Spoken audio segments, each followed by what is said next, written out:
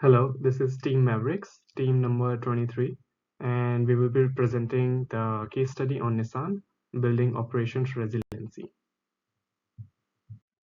The contents of the case studies are team overview, core issues, questions, 2 years operation plan, if successful, what major risk, if unsuccessful, where did it pivot, big decisions, and advisory. For team interview, my name's Ishwar. I have done my bachelor's in economics and I have worked for 4 years in marketing. As for my colleague Akshit, he has dual degree in hotel management and tourism and also holds a few years of experience in marketing. So let me just tell you about the core issues of this case study on Nissan. The first one is the supply chain disruption. So Nissan faced significant disruptions due to the earthquake impacting global operations. Although the company implemented strategies to enhance supply chain resilience, the case emphasizes that some parts suppliers have yet to restore their operations, indicating ongoing vulnerabilities in the supply chain that needed to be addressed to prevent future crises. The second one is dependence on Japanese production. The case illustrates how the high rate of production in Japan affected Nissan's ability to respond to the disaster. For instance, Nissan had several plants in close proximity to the disaster area, which highlighted the risk of localized production during emergencies. Reducing reliance on Japanese manufacturing and increasing localization in other markets is crucial. Third one is the competition and market positioning. So despite the recovery strategies, Nissan must retain competitive. The case mentions that the big three Japanese manufacturers, Toyota, Honda, and Nissan, each considered with different issues associated with the disaster. Coming to the questions, first of all being uh, what were the potential costs and benefits of the Nissan's response to the disaster? First of all, talking about the cost, inviting local employees to the Japan for data collection, monetary support for the Japanese who have been affected by the disaster slash tsunami, and the production ramp down cost for less critical components affecting overall sales. Since they prioritized production of few components which could meet the demand at that time, but ramping down the production would lead to a certain drop in the sales that was expected by the company.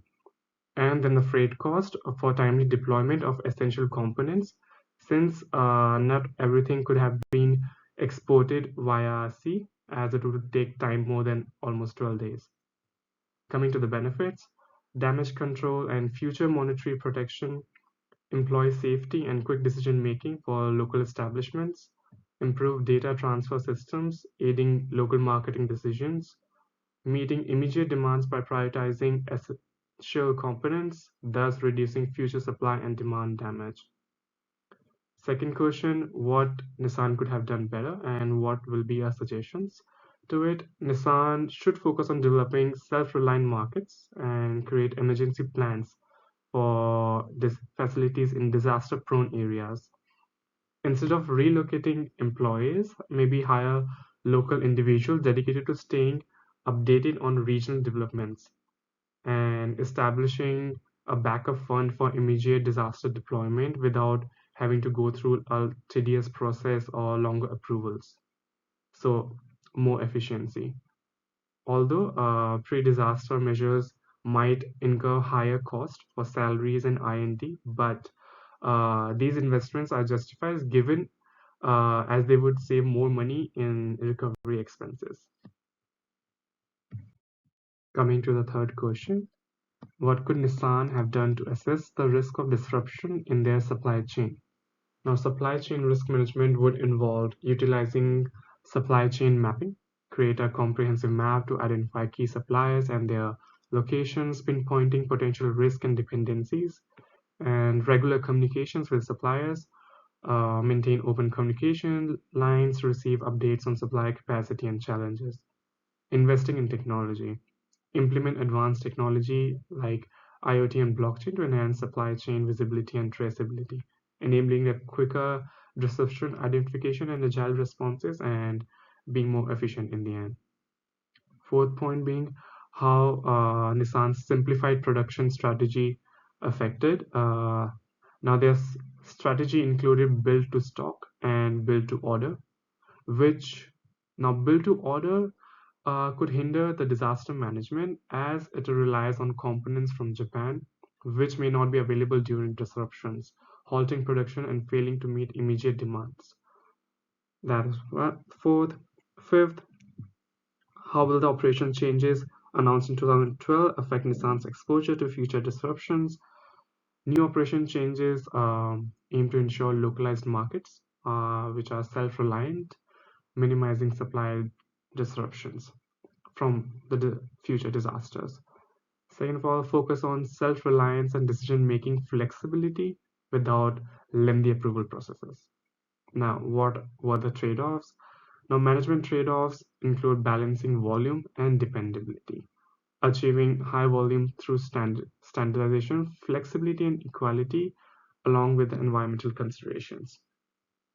Now, since we know uh, to produce in high volume, we need standardization, and standardization is not possible when it comes to quality as well to some degree. So those are the trade-offs, volume and dependability for the flexibility and quality of the product. Now coming to the 2-year operations plan of the company, starting with the first year, supply chain localizations. Now the action that would impact this is increase local sourcing in the Americas from 70 to 80%, and performance indicators could be percentage of locally sourced components, reduction in supply chain lead times. Second, supplier diversification. Now, to identify and onboard additional tier 2 suppliers to mitigate risks and associated with the supply disruptions. Indicators could be number of new suppliers onboarded, percentage of components, and sourced from diverse suppliers. Coming to lean manufacturing implementation, action associated with this, train production team on lean principles and implement continuous improvements and initiatives. Indicators could be reduction in production cycle times, waste reduction percentage, etc. Coming to disaster stimulation and training. Now, the action associated with this is conduct regular disaster response simulations across all facilities. The indicators could be improvement in response times during simulations, employee preparedness scores. Now, sustainability integration, action launch initiatives to reduce energy consumption and carbon emission in production facilities. Indicators, percentage reduction in energy use, progress towards EV production targets. Coming to the year 2, further local sourcing expansion, increase local sourcing in North America to maybe 90%, performance indicators, percentage of locally sourced components, reduction in international shipping rates. Advanced demand forecasting, implementing AI-driven analytics tools for demand forecasting and inventory management. Indicators could be forecast accuracy percentage, inventory turnover ratios. Now, strengthening risk management framework. This could establish a dedicated risk management team responsible for continuous risk assessment and mitigation strategies. Indicators, number of risk assessments conducted, response time to identified risk. Coming to sustainability reports and goals, publish an annual sustainability report outlining progress and goals for the future sustainability initiatives. Again, indicators could be sustainability report publication, stakeholders feedback scores. Now, expansion of EV and hybrid productions. Action, increase production capacity of EVs and hybrids to meet rising demand. And the indicators could be percentage increase in EV and the hybrid production, market share in the EV segment. Now, what are the threats? So, the first one is the geopolitical risk. So changes in trade policies or tariffs could impact Nissan's cost structure and supply chain efficiency, especially as it increases localized production in the American region. Second one is the supply chain disruptions. Ongoing issues with supplier recovery could lead to bottleneck even with improved localization strategies. Third one is the technological disruptions. So the rise of electrical and autonomous vehicles necessities continuous innovation that failures to adapt could hinder growth. Fourth one is the increased competition. So rivals like Toyota and Honda, which we have talked earlier also, may innovate and improve their operations, threatening Nissan's market share if it doesn't continue to differentiate its offering. Yeah. So what should Nissan focus on if they fail and face some challenges? So the first one is supply chain resilience. Enhance the robustness of its supply chain by diversifying suppliers and investing in alternative sourcing strategies to mitigate disruptions. Second one is the market adaptation. Reassesses market strategies and adapt to changing consumer preferences, especially toward electric vehicles and sustainability initiatives. Third one is the cost management. So implement more stringent cost control measures and operational efficiencies to maintain profitability and competitive pressures and potential downturns. Fourth one is the innovation investment. So increase investment in research and development for new technologies such as EV and autonomous vehicle to stay ahead of industry trends and competitors. The fifth one is employee engagement. So, foster a positive workplace culture and improve employee satisfaction to retain talent, minimize labor related disruptions. So, here are some key decisions that Nissan needs to make directly connected to the case study. First one is the supply chain strategy. So, Nissan should enhance purchasing processes for better continuity plans. So, based on earthquake experiences. Second one is the risk management improvements. So, implementing optionable business continuity plans covers all the supplier tiers. Uh, Third one is the localization strategy. So, increase localized product in America from 70 to 90 by 25%. That's the agenda of Nissan. And the fourth one is product development. So, to remain competitive and meet customer demands, Nissan needs to focus on innovation, and the case reflects this with the references to change in supply allocation, particularly around high margin goods.